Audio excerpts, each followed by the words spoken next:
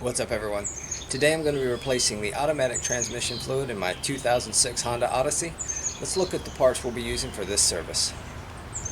Okay, so I've got 4 quarts of Honda ATF DW1. This service calls for 3.1 quarts. However, I do have an additional cooler, so I did buy a little bit extra capacity. You're going to need an extra large funnel. That's very important. I'll show you why in a little bit. I've got a breaker bar and a couple of different torque wrenches and some regular miscellaneous tools. You're going to need at least a 17 millimeter socket to take the fill plug off. For your drain plug, all you need is a 1/2 inch head, and you can use this and fit it directly into the screw. Whoops. I've also got gloves, paper towels. Not pictured is going to be my jack stands, and the oil catch pan. I also have the rear wheels supported with wheel chucks.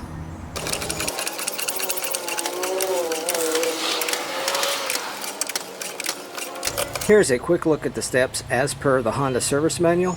At this time you may want to pause just to make sure that you see everything. I'm going to be using 3 extensions to reach the fill valve bolt. This is approximately 19 inches in extensions. This is a 3, a 10, and a 6, and then a 17 millimeter socket on top. To locate the fill valve on the 2006 Honda Odyssey, if you look at the air box here, the hose, engine, look just underneath. Right there is your fill valve.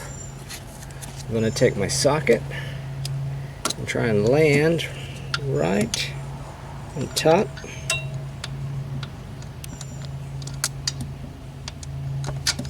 There. Okay, if you do not have a breaker bar, you may want to get just your regular ratchet and put a piece of metal over the side, or even thick walled PVC, if it's long enough, will help you, just to get a little bit extra leverage. This particular bolt or nut is very tough to remove.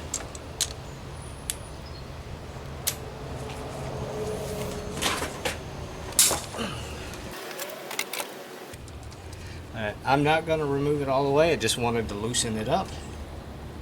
I'm going to leave it like that. Now we're going to go under the vehicle and let the fluid out of the transmission. Hope you can see this. Right here is the automatic transmission fluid drain bolt, and I was mistaken earlier. It is not a 1/2, it is a 3/8 head ratchet or breaker bar that you can use to loosen this bolt. Please make sure that before you loosen this bolt that you have loosened the fill valve bolt that we went over just prior to this, because you do not want to drain it and then not be able to get it filled back up. That could be bad for your day. So let's get started opening this up and get this fluid drained. To loosen the automatic transmission fluid drain bolt, you're going to push from the front of the vehicle towards the rear of the vehicle.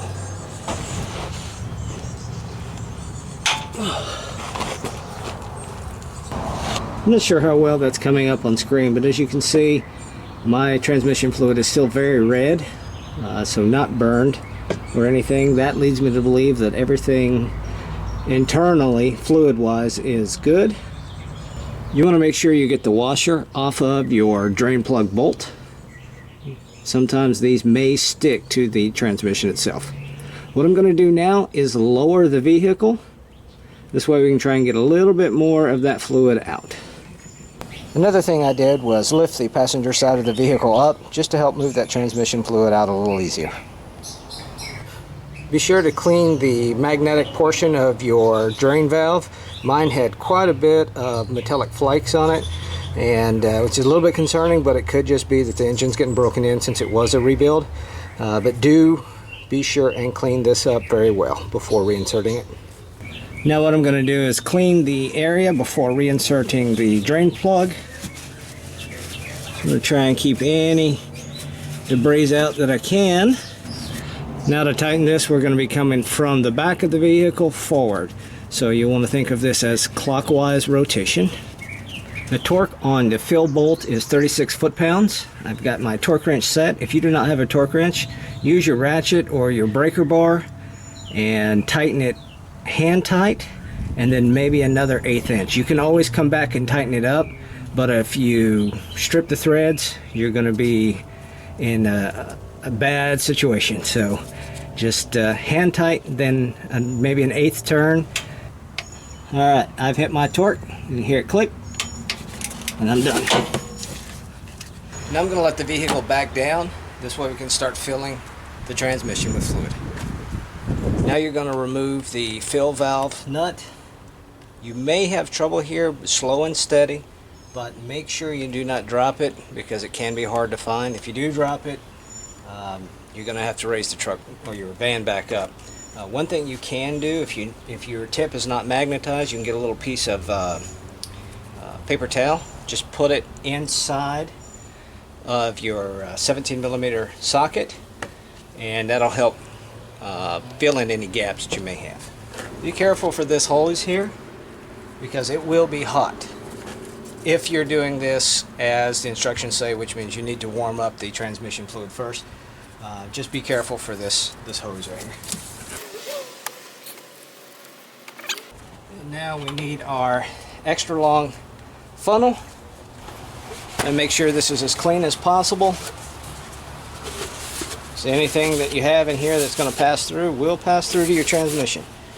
Now we have to fit it down here. If you watch between the battery and your air intake, you kind of see where you're going. One thing I forgot to mention, there is a washer on the end here. Sometimes it sticks, sometimes it gets loose. Just be mindful of that. If it didn't come off with your fill valve bolt, then it's probably still on the transmission fill valve area. So just watch for that. This transmission fluid was somewhat expensive, $10 per quart. You can get it online. I'll put a link below for 4 of them for like 30, 36 bucks, $38, something like that. But I went and bought these from the local dealership because I needed to get this project done today. Okay, so I've used 3 quarts, and as I said earlier, this calls for 3.1 quarts. However, I am on a slight decline for my car, so I'm going to take it for a drive, maybe 5-10 minutes, get everything warmed up. Then I'm going to check the level, just to be on the safe side, and if I need to add more, I'll add more. An important note for this is do not over tighten your fill plug just yet, since you're going to want to drive around and check your level. Make sure you're not overfilling, and if you if you tighten it to spec, it's going to be hard to loosen again. So just barely get it on there, and then get it hand snug. Do your driving and check your fluid, and if you need to add more fluid, it'll be easier to get off than if you completely torqued it down. Now what I'm going to do is what I showed you earlier. I'm just going to take a little bit of paper towel, a little bit less than that,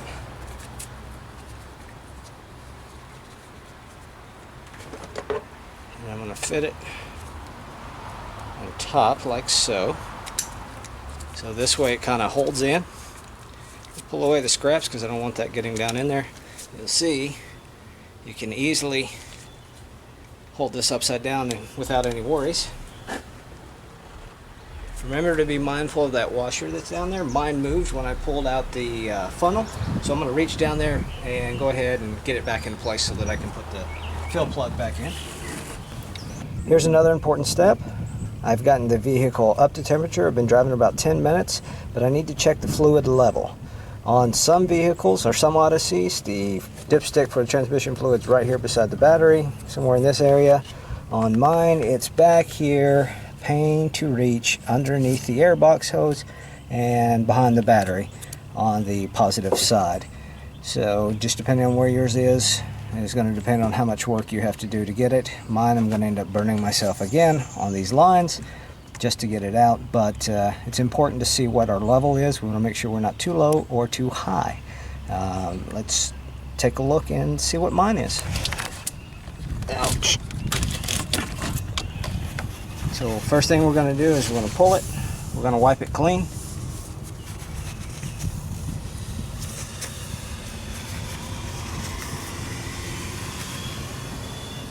And now we're going to reinsert it to check our level. Just kind of eyeballing where the inlet is and guiding it with my fingers from the front and back. And we're here. Again, this thing is a real pain in the behind to get back in. Just kind of back and forth till I get it in. Trying not to burn myself too much. Okay, we're in. I'm going to remove it again, and let's check our level. Dang. Mine's showing that I got virtually nothing. I'm a little low. I don't know if you can see that. Looks like I'm right at the lower eyelet there, and that's the reason why we need to do these checks. So I'm going to go ahead and go back and continue filling this up and checking until I get just below the high level. Okay, so this Florida heat and humidity has really done a number to my body and especially my hair, as you can see, so feel free to make jokes down below. What I'm going to do next is add a little bit of transmission fluid, drive it around, check it. If it's good, I'm done. If not, I'm just going to keep repeating that step until I get just below the full eyelet, and after that we'll know everything is good. I would recommend that you not completely just dump another quart in there unless you know you're a quart low. Slow and steady is going to win here because you do not want to waste the transmission fluid, and you also do not want to overfill it. Overfilling is as bad as underfilling. So just slow and steady and you'll get through this process. One thing that I did forget to mention was battery safety. So what you want to do is just be mindful of those battery terminals. You can put something over the top of them if you like, some tape. If your van is like mine or your vehicle is like mine, where over the years that plastic covering is just degraded and crumbled off. I didn't do it. I'm used to working in vehicles, so I'm always trying to be careful of what I am doing.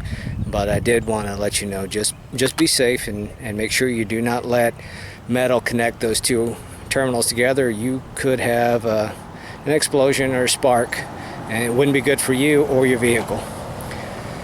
All right, everyone. If you have any comments, questions, or concerns, please leave them below.